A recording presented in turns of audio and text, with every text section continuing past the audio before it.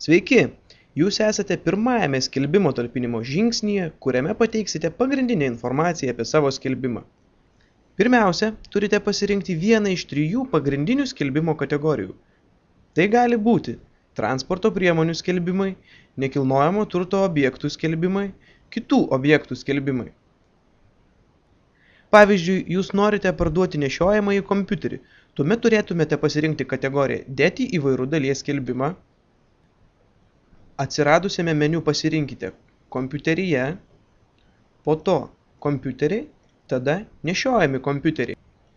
Prieš akis matote jūsų pasirinktos skelbimo kategorijos skelbimo talpinimo formą. Pirmiausia, užpildykite privalomus, raudonai pažymėtus laukus. Neužpildę šių laukų negalėsite tęsti skelbimo talpinimo. Žemiau matote laukus, kurių užpildymas nėra privalomas, tačiau užpildžius šios laukus pagerės jūsų skelbimo kokybė.